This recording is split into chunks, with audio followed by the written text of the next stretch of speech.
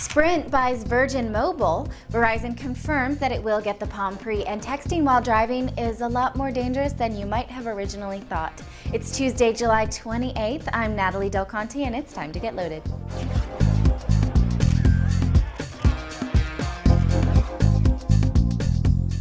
Breaking news this morning, Sprint has agreed to buy Virgin Mobile in an attempt to expand its prepaid cell phone options. This is in addition to Boost Mobile, which Sprint already owns.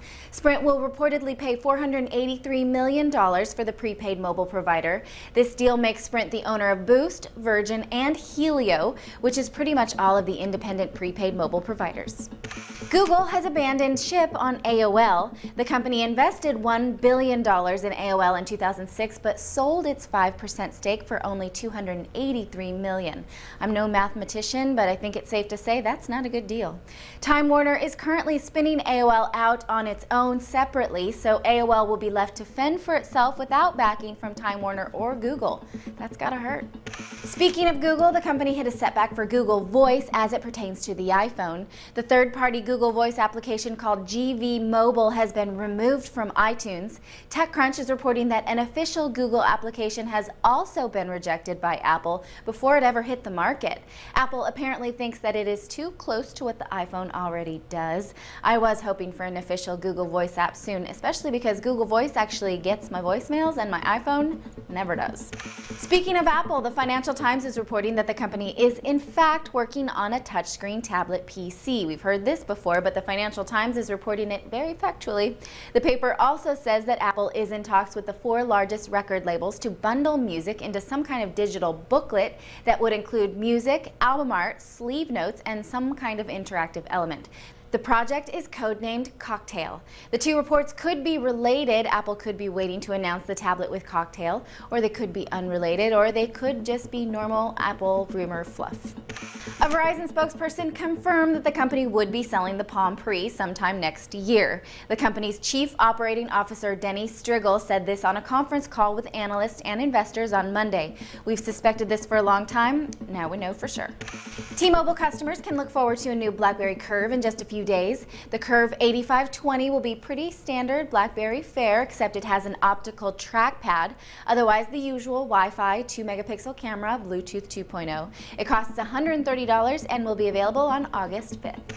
Full text message integration is back for Twitter users who have O2 in the UK. Twitter pulled back and forth Twitter texting last year because it was costing them too much. Of course, users could always send over SMS. It was receiving that was the issue. Now there will be no extra fees to send or receive Twitter as a text. Verizon Fios and Verizon broadband customers can now get online for free at any Boingo wireless hotspot. These are the wireless networks you find mostly at airports. All you do is log in with your Verizon ID and away you go. I would say this is better news for Boingo than for Verizon, who pays $12.95 for an hour or so on Wi-Fi anyway. This makes Boingo a lot more appealing. eBay is continuing to cut prices for selling items on the site. The company just announced that it will slash fees by 20% for top-rated sellers and push their listings higher up in the queue. This is a move to incite more people to become power sellers. The new pricing will affect about 150,000 eBay users in the US, UK, and Germany. They must conduct at least 100 transactions per year for a total sales volume of at least $3,000. The new pricing goes into effect in October.